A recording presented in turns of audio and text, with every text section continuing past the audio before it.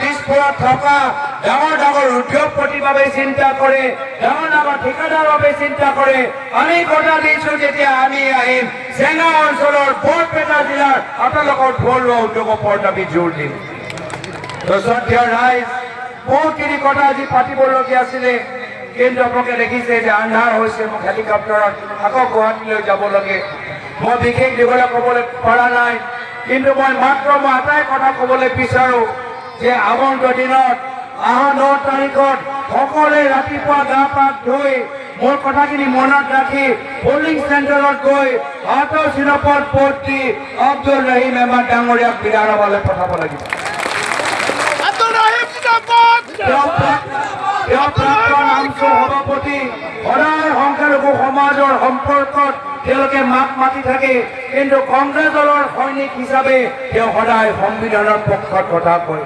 আৰু বহুতখিনি কথা মই দেখা পাইছোঁ যে বিধানসভাত কেনেদৰে তেওঁ সংখ্যালঘু সমাজত যেতিয়া অন্যায় হয়, অত্যাচাৰ হয়, হিমন্ত বিশ্ব শৰ্মা ডাঙৰীয়াৰ অন্যায় আৰু অত্যাচাৰ বিৰুদ্ধে আব্দুল ৰহিম আহমেদ ডাঙৰীয়া এটা শক্তিশালী কণ্ঠ।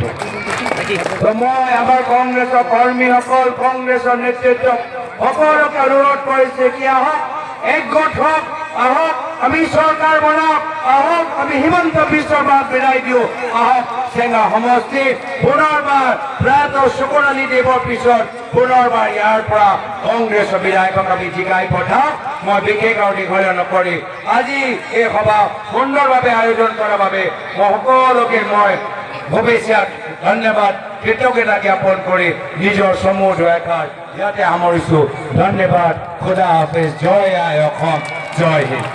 প্ৰেৰণা দিছে, আপোনালোকৰ উপস্থিতি প্ৰমাণ কৰিছে যে আমি যি উদ্দেশ্য লৈছোঁ অসমৰ ৰাজনীতিৰ পৰা হিমন্ত বিশ্ব শৰ্মা ডাঙৰীয়াক চিৰকালৰ বাবে বিদায় দিয়া, সেই উদ্দেশ্যটো সফল হৈছে, সেই উদ্দেশ্যৰ ঘনবৃত্তি আছে, সেই উদ্দেশ্যৰ জনসমৰ্থন আছে।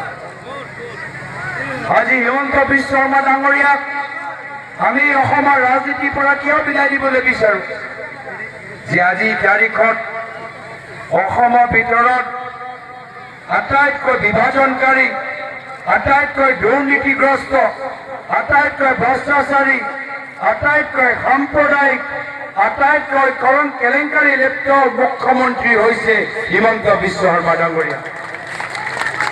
আৰু এইকাৰণে এই নিৰ্বাচন এটা গুৰুত্বপূৰ্ণ সময়। এই সময়ত আমি অসমৰ পৰা হিমন্ত বিশ্ব শৰ্মা ডাঙৰীয়াক বিদায় দি আমি অসমৰ ৰাজনীতি আমি চাফ চিকুণ কৰিবলৈ বিচাৰোঁ, চফা কৰিবলৈ বিচাৰোঁ।